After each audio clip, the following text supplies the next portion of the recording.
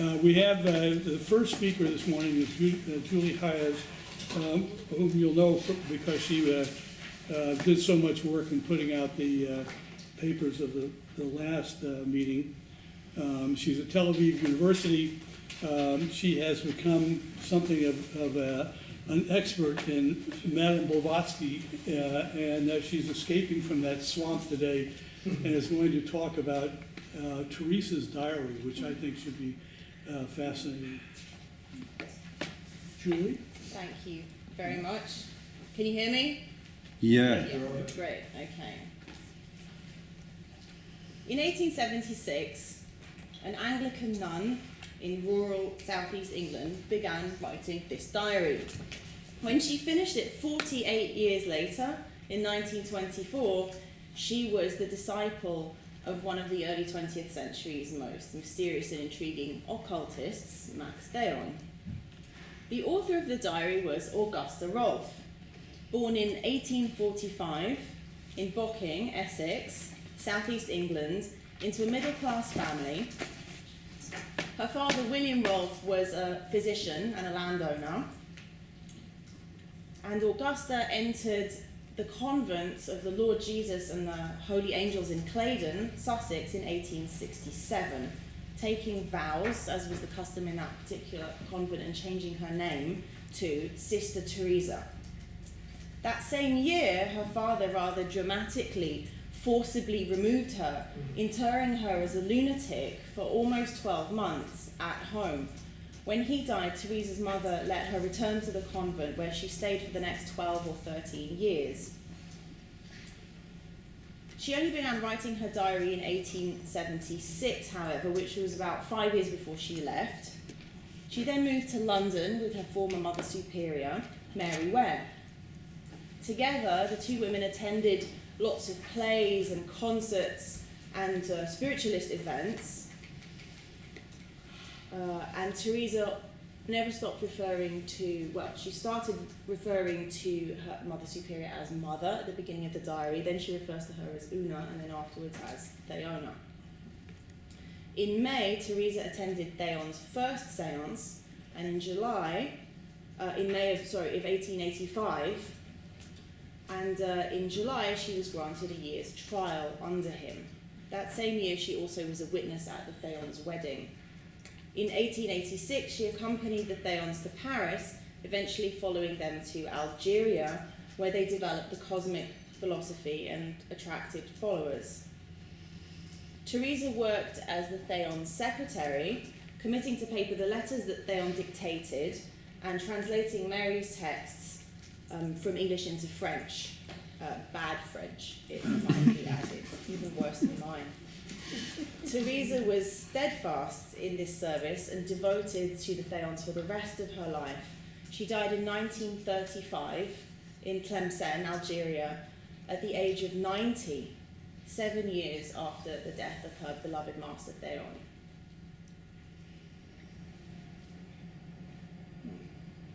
Teresa began writing her diary when she was 30 and finished it when she was almost 80. It's kind of a bare bones account of her life, and you can't really understand it with quite a lot of explanation and contextualization. That's what I'm going to give you today, but just for the first period of her diary that covers the convent period and her transition out of that into the spiritualist milieu in London. I'm going to begin by contextualizing the establishment of Teresa's convent in the Oxford movement of the 1830s. Then I'm going to describe life at the convent, which, according to Teresa's diary, housed a small transient community of women who undertook some religious duties and charity work, but also had quite a lot of leisure. I'll explain some of the anti-Catholic sentiment that probably motivated some of the hostilities that Teresa described, and argue that Victorian gender politics probably also had something to do with it, because convents challenged conventional middle-class family values by providing women with an alternative to life as a wife and a mother, and a certain amount of freedom and autonomy. Bearing in mind that Teresa abandoned this convent and entered the London spiritualist milieu, eventually becoming a disciple of the cosmic movement, is it possible to discern any continuity in her life? Weren't heterodox religious currents like this completely at odds with the orthodoxy implied by monastic life? I argue that despite the obvious and undeniable differences, there were some important continuities between the different paths that Teresa followed. Both spheres accommodated women whose behaviour challenged Victorian gender conventions in the name of religion, and they also shared an implicitly romantic approach to that religion, affirming that cardinal ancient truths had been lost that needed to be restored to the modern world. For many occultists and some spiritualists, this meant a perennial wisdom tradition. For Anglo-Catholics, it indicated the ancient practices of the pre-Reformation Church. In both currents, the restoration of the vanished law of a bygone age was believed to provide the means for a reinvigoration of contact with the divine that had been clouded by the materialism and the degeneracy of the modern period. With these resonances in mind, Teresa's diary is revealed as an account of consecutive stations along a life trajectory that was continuously underpinned by the same romantic, nostalgic search for personal spiritual realization, not the incongruous religious turnaround that it might seem to be at first sight. So, what was a Protestant convert? And isn't that a bit of a contradiction in terms? The dissolution of the monasteries by Henry VIII between 1536 and 1541 brought an end to a long-standing tradition of English monasticism. From the 18th century, Catholic religious orders began to appear once again on English soil, mostly established by refugees from Europe. Early calls for convents within the Church of England included those of the English Romantic poet Robert Southey, but Anglican monasticism was only initiated somewhat later with the support of the Oxford movement.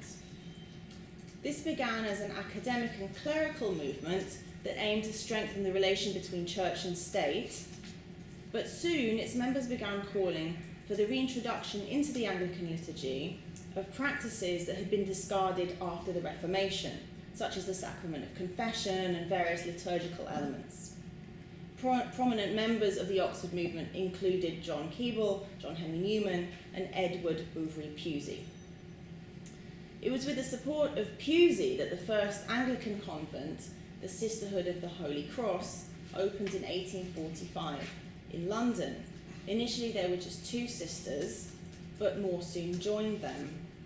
In the context of widespread suspicion of popery, the convent was highly controversial from the outset. Nevertheless, many more communities were founded and they rapidly grew.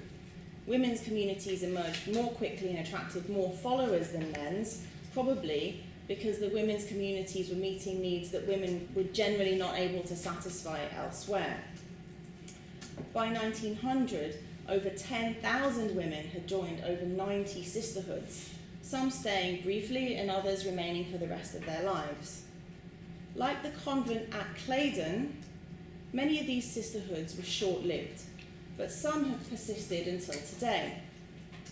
Developing the notion of the good works expected of upper and middle class women, Anglican nuns generally worked in the wider community, such as with homeless people, orphans, prostitutes, alcoholics, and they also ran laundries and schools and worked as nurses. The impetus for Teresa's convent came from 2 men that she mentions in the diary. The first was Father George Drury, rector of Claydon and Akenham parishes. He was an Anglo-Catholic and had been adopting more and more high church rituals and therefore became the focus of quite a lot of anti-Catholic sentiment in the region. Unfortunately, we don't have a picture of him, but we do have a picture of this fellow, a very, very colourful and interesting character.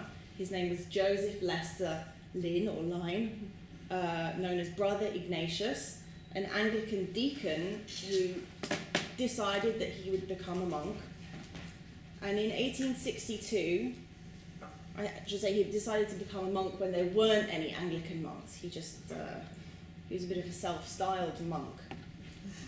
In 1862, he issued a controversial pamphlet advocating the revival of monasticism in the Church of England. Thereafter, he established a monastic community for men at Claydon, governed by the rule of St. Benedict, which he argued was consistent with the most faithful loyalty to the English Church. Not everybody agreed, obviously. The objectives of the order included home mission work, preaching, visiting the poor, and teaching. The women's community, which was the one Teresa belonged to, also followed the rule of St. Benedict, and it was established in Claydon in 1866, which is about a decade before the diary begins. Mary Ware was the one who provided the funds to buy the house that became the convent, which Boaz has actually visited, the building, right? No, I just have the picture. You just have the picture? Oh, I thought you visited were in I Claydon. visited a farmhouse. A farmhouse, okay, right. Next time. So she handed over the money, the house became the convent, and then she became the Mother Superior. The main goal of the convent was to provide education, and as Teresa writes in her diary, the sisters ran a night school for men and day and boarding schools for children, although they don't seem to have been that many students, at least the young ones. Perhaps there were more of the older men. Together with the census records, the diary reveals the Claydon community to have been a transitory one of very few members, with sisters arriving and leaving all the time for different reasons. Sometimes they took up residence only to leave 1 or 2 days later. There also seems to have been some circulation of sisters between different Anglican convents. They would come and go all the time. The 1871 census lists 7 Sisters of Mercy resident at Claydon. This seems to have been a bit of a high point for the Claydon convent. In 1876, just 5 years later, according to Teresa, the full members were only Mother, Mary Ware, Sister Faith, and herself, so only 3 members. And again, in 1881, the census describes Mary Ware as inmate of convent and Teresa and only 1 other sister as boarders. So they were down to 3 members. Soon after that, Teresa and Mary Ware left and the convent was no more. The community was somewhat larger when the Third Order sisters Teresa spoke about quite a lot in her diary are taken into account. These were women who didn't live in the convent building, but who were associated with the community. Claydon seems to have followed the pattern of the majority of Anglican sisterhoods, which included choir and lay sisters. And as the scholar Susan Mumm has observed, the Mother Superior and the choir sisters were generally from the higher classes, and the lay sisters were usually from the lower classes. Caroline Ann Lucas noted that an exception to this class-based hierarchy was a convent called St. Mary the Virgin at Wantage, where the Mother Superior was the daughter of a farmer. Now, this was also the case at Claydon because Mary Ware was the daughter of a farmer, and her mother was the daughter of a baker.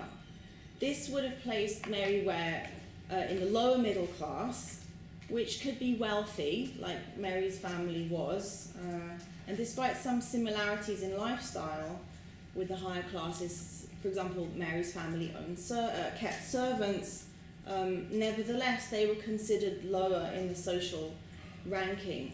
This means that having a lower middle class Mother Superior like Mary Ware would have been a disruption of the usual order of the way things were done in these Anglican convents. It seems likely that Teresa herself was a choir sister. In Anglican sisterhoods in general, the choir sisters lived in the convent and were required to attend all the canonical hours, meaning the prayers that mark the times of day. The lay sisters had fewer religious duties, and sometimes they did the housework. Not sure if that was the case in Claydon, because Teresa mentions the presence of servants. So, unlike choir sisters, the lay sisters also worked outside the convent to earn money. While living at the convent, they conformed to its dress and rules, and while outside it, they conformed to the dress and requirements of their professions. This explains why in Teresa's diary, sisters are always coming and going, and they're sometimes residents at the convents, and sometimes at what Teresa calls a situation, meaning employment outside the convents. It also explains why Teresa wrote that sisters arrived and put on the habit and then left and took it off again. Thus, on the 14th of May, 1876, for example, Teresa writes, "Sister Agnes came back from her situation sleeping last night at the rectory, and she put on the habit today." Teresa never recorded going to a situation or temporarily taking off the habit herself, indicating that she was almost certainly a choir sister. The only time Teresa seems to have left the convent was to enjoy herself, and any religious or other duties that she may or may not have had didn't seem to have prevented her from doing this quite frequently.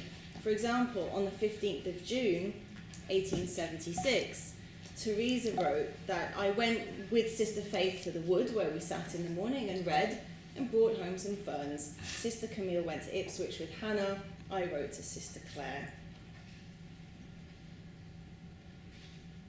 For a while, the nuns even seem to have been on holiday, going to places every day.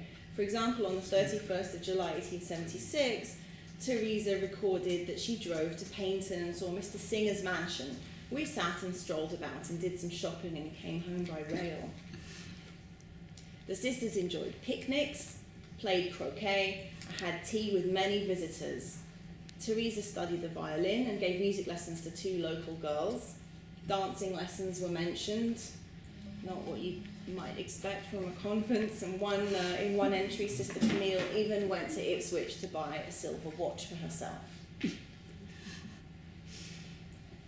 John Shelton Reed observed that the differences between the lives of Anglican nuns and those of unmarried women outside of sisterhoods were smaller than many supposed, and the life Teresa describes seems to have been very close to that of a rather wealthy, unmarried lady of leisure. Reed noted that usually the main difference between the days of sisters and those of other women lay in what they did with the time that was not devoted to good works. Aside from charitable duties and domestic chores, sisters spent their time largely in collective worship and private devotions. This is confirmed by this daily schedule for the sisters at the Park Village Sisterhood that I mentioned earlier in London, which began at 5 a.m, finished at 10 p.m, and was entirely filled with charitable visits, housework, and devotions. It's difficult to tell definitively from Teresa's diary because it omits a lot of information. That was the style of her diary. But what Teresa, the details that Teresa does give suggest that the Claydon sisterhood was not representative, and it wasn't stringent or austere in the slightest. There are a handful of entries that relate to different aspects of Teresa's religious life that I'll speak about now. On the 8th of July in 1876, Father Drury told her to recite the Catholic prayer, the Benedictus, 3 times a day. She doesn't seem to have found this particularly onerous, writing, "It makes me feel bright and happy when I have anything, however little, of this work to do." Teresa mentioned some of the religious practices associated with Easter. On Maundy Thursday, the 29th of March 1877, the sisters kept the Stations of the Cross before the Blessed Sacrament, but only for 12 hours, as there were only 5 sisters to undertake the task. This would have involved the sisters taking it in turns, each taking sort of 2 or 3 hours. 2 days later, on Easter Eve, Teresa recorded their breaking of the Lenten fast. "Father told me to communicate tomorrow in submission to the will of God as much as I am able. Father allows us to begin butter, etc. after tonight's first Vespers, telling us to do as we like, but most of us think it better to keep the fast till tomorrow." Immediately afterwards, she added a note. "We all broke the Lenten rule in the evening except Mother, who had a headache, and we sat up past 11 o'clock. 2 years later, on the 13th of April, 1878, she wrote that Father has told me to make a meditation each day of Holy Week on the Gospels. Apart from a few scattered mentions of the canonical hours, these that I've mentioned this is the sum total of Teresa's discussion of her religious devotions. Everything else that she writes about are these outings and visitors coming and going. The first kind of entry that I mentioned. These kinds of entries also provide us with some evidence for the authority of Father Drury, who seems to have acted as a kind of spiritual director to the nuns. Again, there could be a lot that she's not telling us, but my impression is not of a religious observance that is especially strict. Roman Catholicism was often in the background of Teresa's life. On the 15th of June 1876, she complained, Sister Camille went to High Mass at St. Pancras, the Roman Catholic Church. A habit should not do such things. On the 6th of July, she followed up the previous entry. Sister Camille took vows for 1 year's probation here, promising to remain in the Church of England. It was obviously felt that Sister Camille was at risk of becoming a Roman Catholic, and there was good reason for concern. Anglo-Catholics often defected to Roman Catholicism, and Teresa's diary records the succession of more than one sister to Rome. For example, on the 16th of August 1876, she wrote, Sister Clare went to see her sister Betty, who returned a little while ago from the Belgian convent of Dominicans, and she's staying at Mrs. Savage's. She means to keep a Roman Catholic and told Sister Clare so. The next month, Teresa wrote, Sister Clare went up to London to see Miss Goodchild, who was once a Sister at Clewer, that's another Anglican convent, and has become a Roman Catholic. The undeniable associations between Anglo and Roman Catholicism contributed to fears that Anglican nuns like Teresa were actually disguised Catholics infiltrating the Protestant Church of England. Anger had been stoked by the Emancipation of 1829, which permitted Catholics admission to Parliament. Then in 1850, the Catholic hierarchy was re-established in England. Some portrayed this as an act of papal aggression, reflecting the fact that Catholicism was perceived as a foreign threat. At the same time, sensationalist fiction portrayed convents as brutal, prison-like institutions, ruled by cruel and controlling superiors who punished nuns harshly for the slightest misdemeanor. Some of this literature was presented as fiction, usually claiming to have a basis in reality, and some of it was advanced as fact. Convents were portrayed rather luridly as bastions of insanity and lust. For as much as the Victorians valued sexual purity for women, they tended to see celibacy as unnatural and unhealthy. Doctors, like Seth Pancoast, for example, argued that it could lead to nymphomania and physical and mental disorders. So prejudice surrounding the figure of the nun proliferated, and many came to be convinced that she posed a real threat to the country. And these are the kind of sentiments that might explain, among a local population of Claydon, that might explain a rather sinister incident that Teresa recorded. On the 28th of February 1876, we found Minnie, our faithful tabby cat, hanged by a cord on the garden palings. It's obviously been done out of spite to us. Poor puss was quite dead and stiff. Very mean. Anti-Catholic prejudice might also explain why some families objected so strongly to their daughters becoming nuns. And there were many such cases. We know of Teresa's kidnapping from external sources, but she also recorded another abduction. On the 7th of February 1878, Mrs. Gardiner came and dragged Sister Agnes away and took her home to Ipswich, but Sister Agnes came back in a cab. A few days ago, Mr. Gardiner came to get away but could not manage it. And then just 3 days later, Sister Agnes was with Teresa, hiding from the dreaded Ipswich people. but on the 10th of April, Sister Agnes was nowhere to be found, so she has evidently run away. She was never mentioned again in Teresa's diary. Victorian gender politics probably also contributed to objections that families had to their daughters becoming nuns.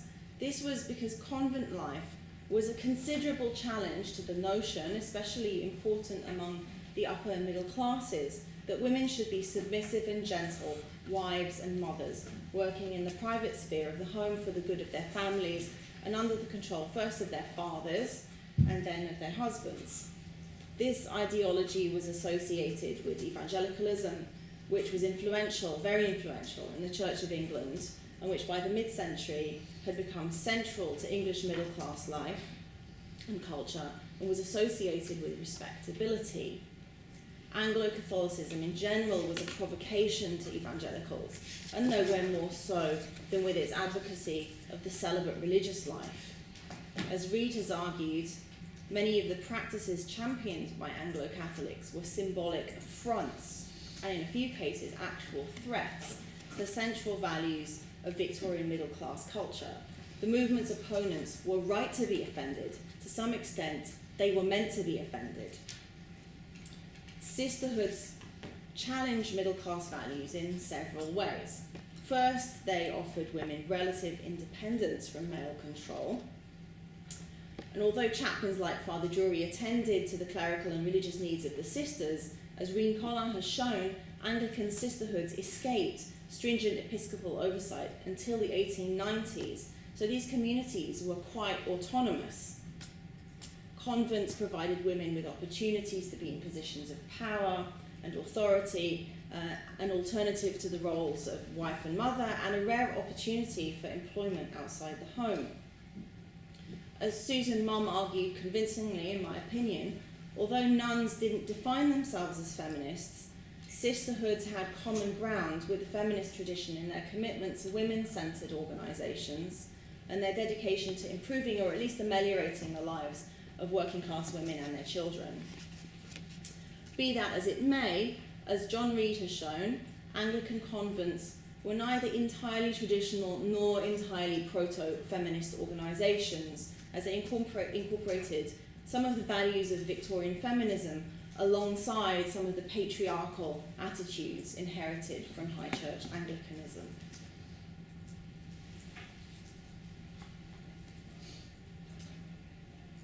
Although the movements were obviously very different in lots of ways, Anglican convents had this qualified crossover with feminism in common with the heterodox milieu Teresa moved into from 1881. Many recent studies have highlighted connections between spiritualism, occultism, and the women's movements, demonstrating that they included significant radical democratic and anti-hierarchical elements.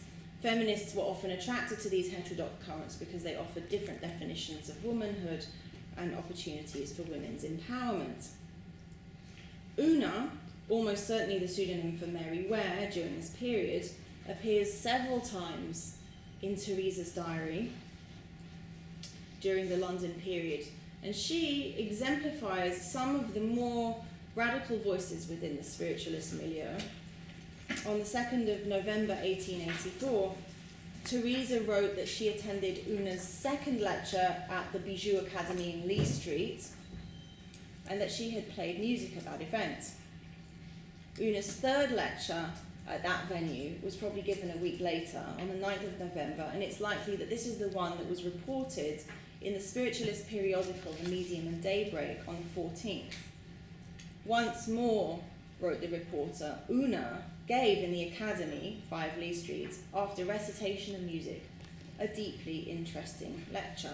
And then he went on to talk a little bit about what Una had said. The subject of the lecture had been women's rights, and it included some reforming perspectives alongside some traditionalist ones. Una denounced the Bible as insulting women from beginning to end, and she argued women had the right of protection, rest, benediction, and education, which she said should be extended to medical nursing. Nevertheless, at the same time, Una upheld the commonplace Victorian notion of woman as an angel in the home, writing, "The man's province is to battle with the outside world. The woman's is to live contemplatively at home, so that when he returns, she may not only give him rest, but direction how to husband and concentrate exertion." In 1884, Una launched the Universal Philosophical Society. As Christian Chanel observed, this launch was part of a period during which many esoteric or occult societies flourished under the direction of strong female personalities like Madame Blavatsky and Anna Bonus Kingsford. Una, describing herself as a high priestess of Pan, proposed some rather radical ideas in the pamphlets of this society. She postulated a universal and international socialist movement that would be run by democratically elected rulers and bring an end to class tyranny. I somehow doubt that she would have said this if she'd been from the upper classes or from the upper middle classes. Most surprisingly, for a former Mother Superior, she denigrated religion in no uncertain terms, portraying it as a source of division, hatred, and strife, and as the root of all evil, the barrier of all progress. In fact, Una called for religion's utter and complete annihilation, arguing it was only upon the ashes of religion that the magnificent temple of truth would arise. She repeated her argument for the rights and education of women, adding that in an ideal world, marriage would be abolished and ties between lovers would be spiritually based. Yet, once again, alongside these rather radical ideas, Una expressed some conservative views. Probably reacting to the women's movement, she denounced the rivalry of women with men, saying nothing was more abhorrent, and arguing that men and women had their own spheres, an idea that was very widespread at the time.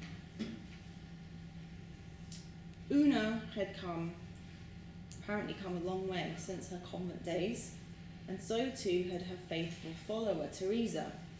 Una's lectures were given in the context of the London spiritualist milieu and reported in its periodicals, but some of her ideas resonated more strongly with the teachings of the Hermetic Brotherhood of Luxor than they did with spiritualism.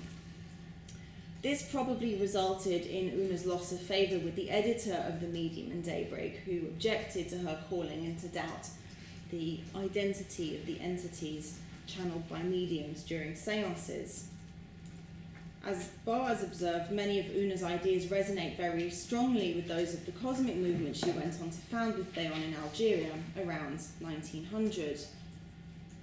Developed around the elaborate mythological texts she wrote, the cosmic philosophy affirmed the value of an ancient wisdom known as the cosmic tradition.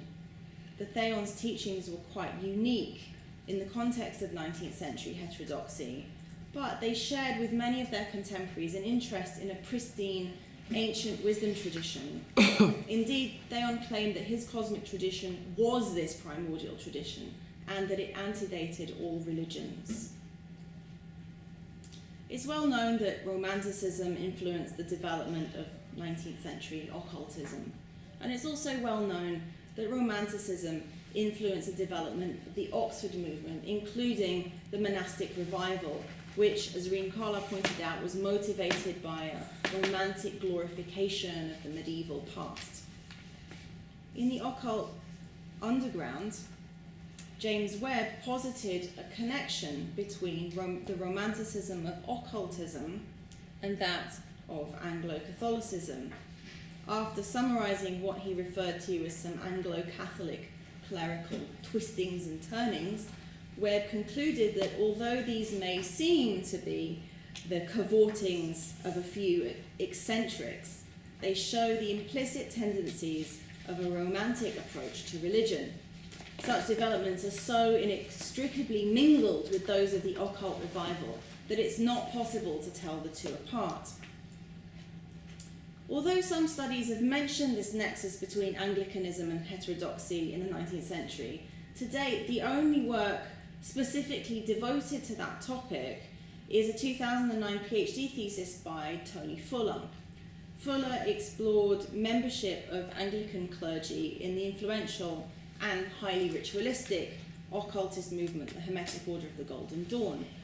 Significantly, one of his case studies was the Community of the Resurrection, an English Anglican monastic community for men born of the Oxford movement, whose co-founder, Walter Howard Frere, was active in the Golden Dawn. Fuller persuasively argued that both Anglo-Catholicism and the occult revival arose out of a similar, if not identical, search for contact with the divine.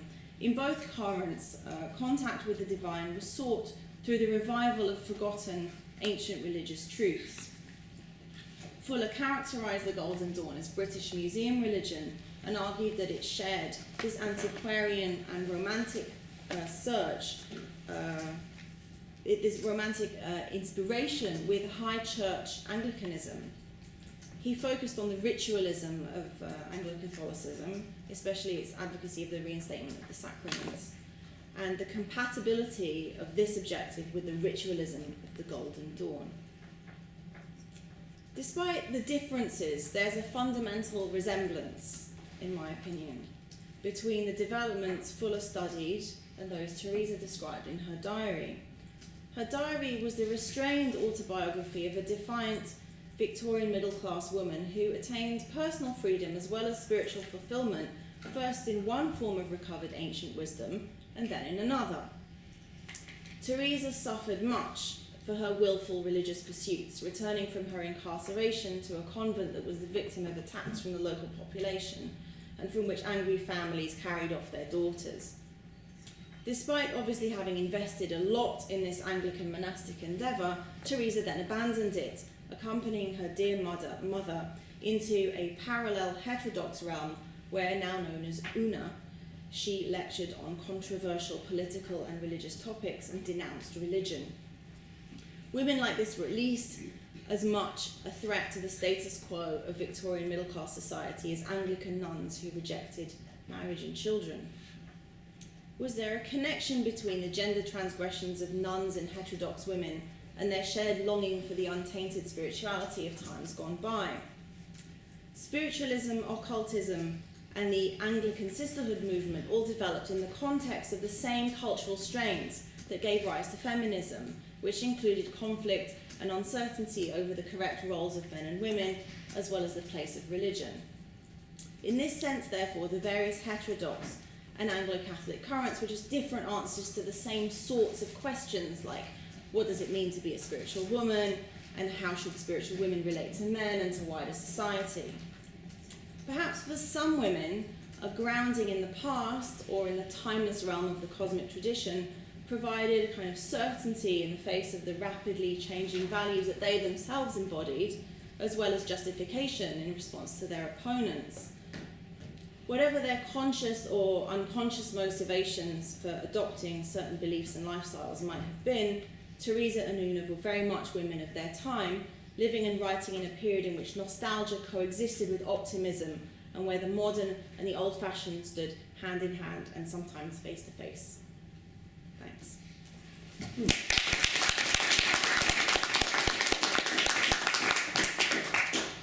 Any questions?